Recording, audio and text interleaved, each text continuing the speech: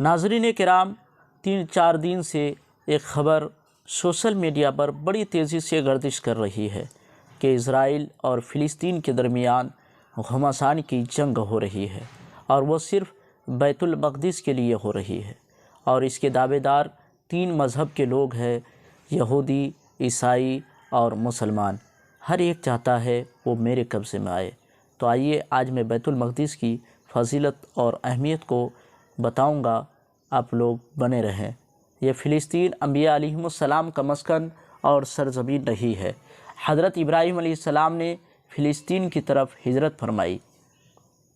اللہ تبارک و تعالیٰ نے حضرت لوط علیہ السلام کو اس عذاب سے نجات دی جو ان کی قوم پر اسی جگہ نازل ہوا تھا۔ حضرت داؤد علیہ السلام نے اسی سرزمین پر سکونت رکھی اور وہی اپنا ایک محراب بھی تعمیر فرمایا۔ حضرت سلیمان علیہ السلام اسی ملک میں بیٹھ کر ساری دنیا پر حکومت فرمایا کرتے تھے۔ چوٹی کا وہ مشہور قصہ جس میں ایک چوٹی نے اپنی باقی ساتھیوں سے کہا تھا، اے چوٹیو اپنے بلوں میں گھس جاؤ۔ یہ واقعہ اس ملک میں واقع اسکلان شہر کی ایک وادی میں پیش آیا تھا، جس کا نام بعد میں وادی النمل، چوٹی کی وادی رکھ دیا گیا تھا۔ حضرت زکریا علیہ السلام کا محراب بھی اسی شہر میں ہے۔ حضرت موسیٰ علیہ السلام نے اسی ملک کے بارے میں اپنے ساتھیوں سے کہا تھا کہ اس مقدس شہر میں داخل ہو جاؤ۔ انہوں نے اس شہر کو مقدس، اس شہر کے شرک سے پاک ہونے اور انبیاء علیہم السلام کا مسکن ہونے کی وجہ سے کہا تھا۔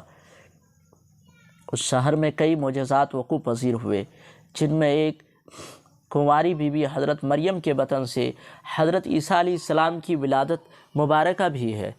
حضرت عیسیٰ علیہ السلام کو جب ان کی قوم نے قتل کرنا چاہا تو اللہ تبارک و تعالیٰ نے انہیں اسی شہر سے آسمان پر اٹھا لیا تھا۔ ولادت کے بعد جب عورت اپنی جسمانی کمزوری کی انتہا پر ہوتی ہے، ایسی حالت میں بی بی مریم کا کھجور کے تنے کو ہلا دینا بھی ایک معجزہ الہی ہے۔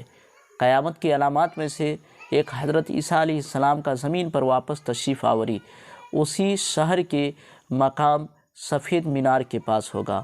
اسی شہر ہی کے مقام باب لد پر حضرت عیسیٰ علیہ السلام مسیح دجال کو قتل کریں گے۔ فلسطین ہی ارض محشر ہے۔ اسی شہر سے ہی یاجوج و ماجوج کا زمین میں قتال اور فساد کا کام شروع ہوگا۔ اس شہر میں وقوع پذیر ہونے والے قصوں میں سے ایک قصہ طالوت اور جالوت کا بھی ہے۔ فلسطین کو نماز کی فرضیت کے بعد مسلمانوں کا قبلہ اول ہونے کا اعزاز بھی حاصل ہے۔ ہجرت کے بعد حضرت جبریل علیہ السلام دوران نماز ہی حکم ربی سے آقا علیہ السلام کو مسجد اقصی فلسطین سے بیت اللہ کعبہ مشرفہ مکہ مکرمہ کی طرف رخ کرا گئے تھے۔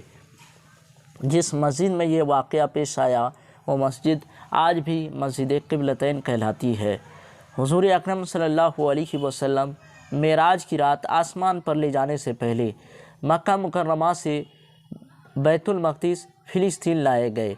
سرکار دو عالم صلی اللہ علیہ وسلم کی اقتداء میں انبیاء علیہم السلام نے وہاں نماز ادا فرمائی۔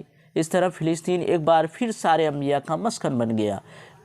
سیدنا ابو ذر رضی اللہ عنہ کہتے ہیں کہ میں نے رسول اللہ صلی اللہ علیہ وسلم سے عرض کیا کہ زمین پر سب سے پہلی مسجد کون سی بنائی گئی؟ تو آپ صلی اللہ علیہ وسلم نے فرمایا مسجد الحرام یعنی خانہ کعبہ۔ میں نے عرض کیا کہ پھر کون سی مسجد بنائی گئی؟ تو آپ صلی اللہ علیہ وسلم نے فرمایا کہ مسجد الاقصی یعنی بیت المقدس۔ میں نے پھر عرض کیا کہ ان دونوں کے درمیان کتنا فاصلہ تھا؟ آپ صلی اللہ علیہ وسلم نے فرمایا کہ 40 برس کا، اور تو جہاں بھی نماز کا وقت پا لے وہیں نماز ادا کر لے، پس وہ مسجد ہی ہے۔ وصال حبیبنا صلی اللہ علیہ وسلم کے بعد حضرت ابو بکر رضی اللہ عنہ کو ارتداد کے فتنہ اور دیگر کئی مشاکل سے نمٹنے کے لیے عسکری اور افرادی قوت کی اشد ضرورت کے باوجود بھی ارض شام فلسطین کی طرف آپ صلی اللہ علیہ وسلم کا تیار کردہ لشکر بھیجنا بھی ایک ناقابل فراموش حقیقت ہے۔ اسلام کے سنہری دور فاروقی میں دنیا بھر کی فتوحات کو چھوڑ کر محض فلسطین کی فتح کے لیے خود سیدنا عمر کا چل کر جانا اور وہاں پر جا کر نماز ادا کرنا اس شہر کی عظمت کو اجاگر کرتا ہے۔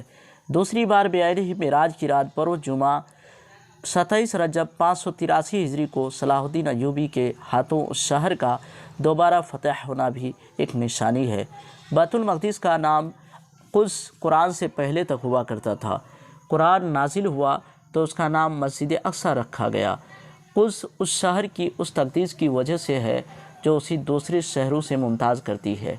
उस शहर के हुसूल और उसे रोमियों के जबर व इस्तिबदाद से बचाने के लिए 5000 से ज़्यादा सहाबाए किराम रिज़वानुल्लाह अलैहिम अजमईन ने जाम शहादत नोश फरमाया और शहादत का बाब आज तक बंद नहीं हुआ। सिलसिला अभी तक चल रहा है। ये शहर उस शहीदों का शहर है। मस्जिद अक्सा और बिलाद शाम की अहमियत बिल्कुल हरमैन शरीफैन जैसी है।